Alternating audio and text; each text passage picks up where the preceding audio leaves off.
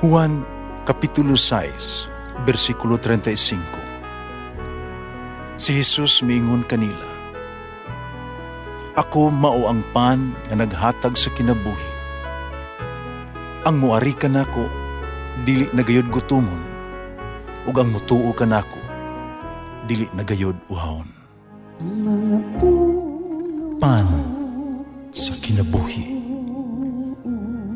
maglikon unta sa mong pagtuo ug gagaka kami sa pagtuman sa imong mahal nga kasuguan. Ang ginumanaa kaninyo, Santo sa Ebanghelyo sumala ni San Juan. Si Jesus miingon sa mga tinunan, muanhi ang manglalaban, ang espiritu sa kamatuoran, o gikan sa amahan, nga gikan sa amahan. Ipadala ko siya gikan sa amahan, magsaksi siya mahitungod kanako.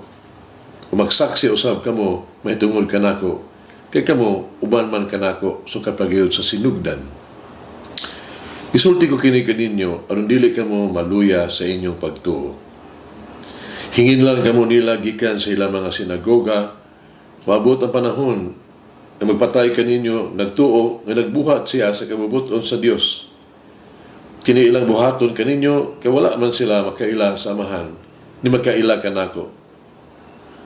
Apan gisultihan ko kamo niini aron inig-abot nila niini inyong hinumduman ang gisulti ko kaninyo. Ang Ebanghelyo sa Ginoo. Pasalamati ang Ginoo kay siya maayo, ang iyang gugma mulungtad hangtod sa kahangturan. Pasalamati ang Diyos sa tanang mga Diyos, ang iyang gugma malungtaron. Pasalamati ang Ginoo sa mga Ginoo, ang iyang gugma malungtaron. Ang balay hinimo sa tisa. Ang panimalay hinimo sa gugma. The house is built with stone and the home is built with love.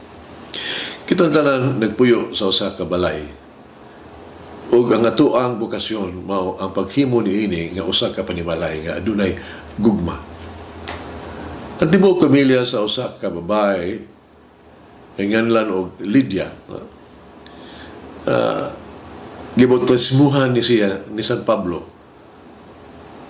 Sa baylo, gibitar niya si San Pablo ug ang iyang mga kauban sa iyang balay. Ang bautismo naghimo kaniya nga usa ka puloy-anan sa balaang espiritu, ang espiritu sa Dios nun gugma. Ang presensya ni Jesus sa iyang kasing-kasing ug pamilya nagbag-o sa iyang balay nga usa ka puloy-anan sa gugma ug paggamang gihatagon.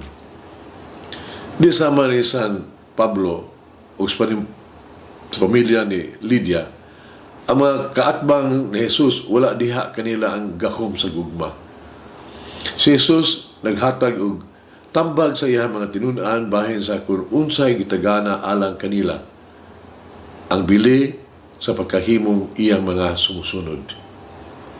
Iyang ipasabot ang duha ka prominenteng rason sa mga pagluto sa kalisdanan nga ilang nasugatan samtang nagmantala sa mga maayong balita sa gugma sa Dios.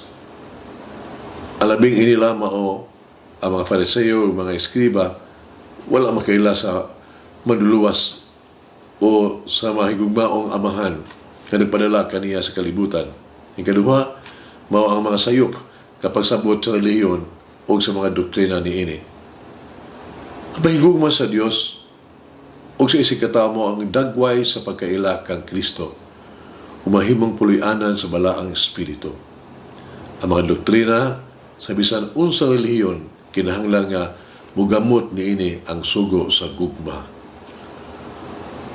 Ang pagkikita kang Hesus sa adlaw-adlaw sa tuang kinabuhi ug ang pagmantala kaniya sa tuang adlaw-adlaw nga makalihukan sa balay o sa trabahoan o sa bisan asa, mahimo natong tinuod nga mga saksi niya sa kalibutan.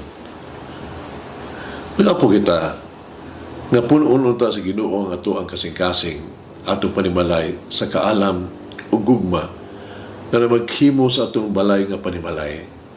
Di matigantaman nato ang presensya sa Dios. Paglalungi kini. How do I testify and bear witness to the Lordship of Jesus in Christ? Sumalang pagpanayag sa katawan nga si Jesus mawagin akong Diyos.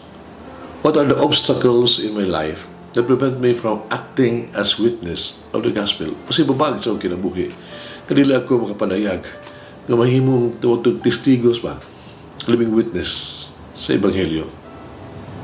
Having accepted the gifts of faith and baptism, in what way have I been persecuted for it?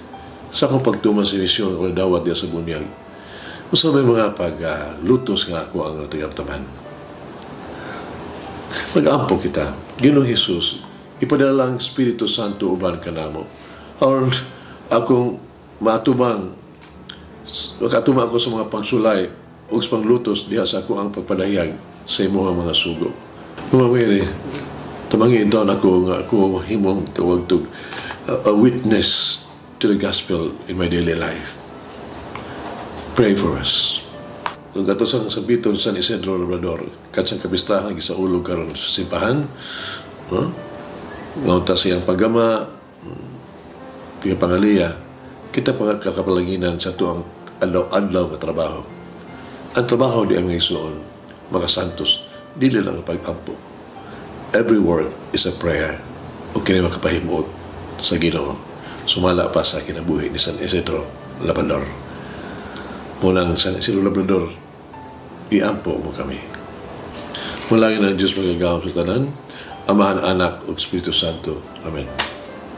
May the Lord of the divine mercy bless us all, heal us from all diseases and suffering. Ayun unta niya kita, tanang mga sakit na sa lawas o sa kalag, body and soul. In the name of the Father, the Son, and of the Holy Spirit. Jesus, I trust in you. Amen. Whoever eats the bread of life will never hunger, says the Lord. Kay galaan inyong nabati ang pagpaambit ug hamubong pamalandong sa pulong sa Dios pinaagi sa tulumanon pan sa kinabuhi nga gidumala ni Monsignor Daddy Silva. Hangtod na usab sa sunod higayon, daghang salamat.